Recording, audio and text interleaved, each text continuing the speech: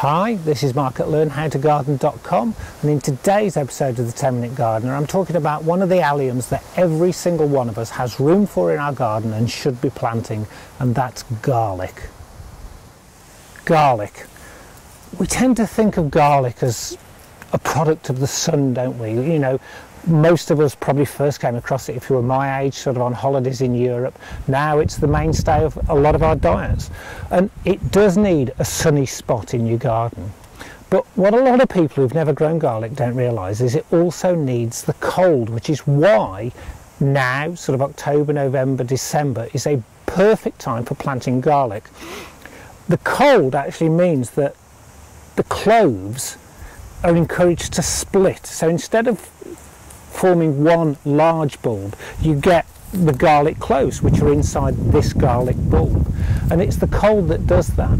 It's why you should never ever store garlic in a fridge. I don't know if you've bought garlic, put it in your fridge, you'll notice it goes green and starts to sprout very quickly, and that's the cold of your fridge doing that. The other reason you should grow it, it gives you a great return, it takes up very little space, and compared to most of us sort of who are buying garlic get awful Chinese stuff shipped in, you can get different tastes. Garlic has as many varied tastes as a lot of the other sort of alliums do, and by growing them yourself you can sort of experience sort of different warmth, different sort of intensities of garlic.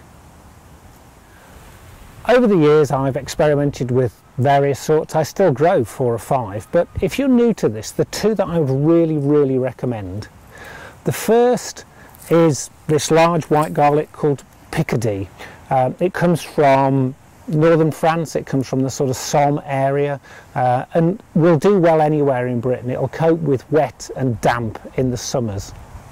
The other garlic that I like to plant is the Abbott-Compton. This is from south-west France, down where the Cathars were, sometimes called the heretic garlic. Slightly smaller, as you can see. And the reason I grow the two is very simple. The Abbott-Compton one we're going to put in now, and that will be ready for cropping next June. Whereas the Picardy we're going to put in December, that will crop next July. But the actual Picardy will actually keep all the way through till the following sort of February, March time for me. So you get a much longer continuation. The other brilliant thing, if you sort of are only going to put one in with the Abbott-Compton one, is if we put that in now, it will be out of the bed just in time for you to put your beans in. You know, it can come out, the French beans can go in. But in fact what we're doing here is the opposite. We're actually going to put it in the end of a bed in my mum's garden, which has just had peas taken out of it.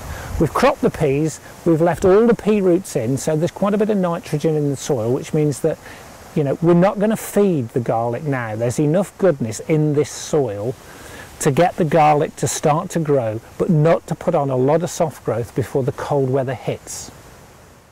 It's really important when you come to plant the garlic that you don't break the clove up more than 24 hours before you're going to put it in the ground. It really will be detrimental if you do. And it's ever so simple. You peel the outside of the clove away and break off the cloves individually. And when you look at these, each one of these is going to produce a head of garlic. Really simple. And what you've got to think is you need about finger to thumb apart, about 6 inches, and the easiest way to think about depth with garlic is about 2 digits down your finger. Now, unlike onions, garlic needs to be buried, and we literally, in something like our deep bed or our no-dig bed, can push it down to your knuckle, and that will give you roughly the right depth. Use your hand as a spacer, and we're going to do this in a classic sort of planting on a grid system. This is the easiest method really if you're going to plant in a bed for weeding. That's the main reason for doing it. And what's really important when you look at this bulb is to remember the bit at the top with the thin pointy bit is the growing tip, and the other end is the basal plate. I know it sounds daft, but I have known people put them in upside down, and if you do, they just won't grow. So again, work yourself across the bed and making classic grid pattern. Now, if you haven't got a bed to grow it in, you can actually grow garlic quite simply in a pot. And a normal 3-litre pot, you could put 3 cloves, or in a 5-litre pot, which is the larger one of these, you could put 5 cloves. I would advise you to use John Innes soil.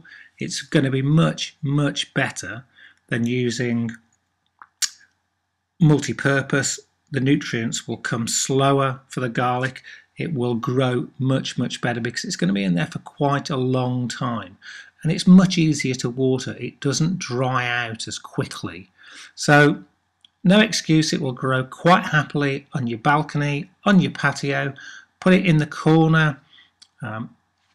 Simple in a garden, simple in a pot.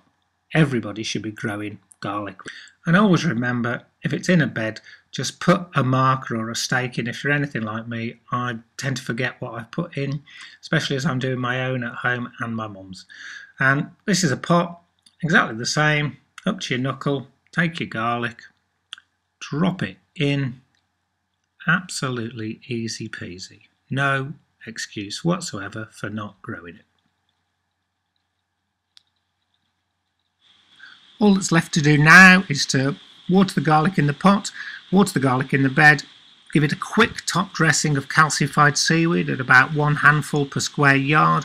If you've never used calcified seaweed before, I strongly recommend you watch my video on it. It really is massively beneficial.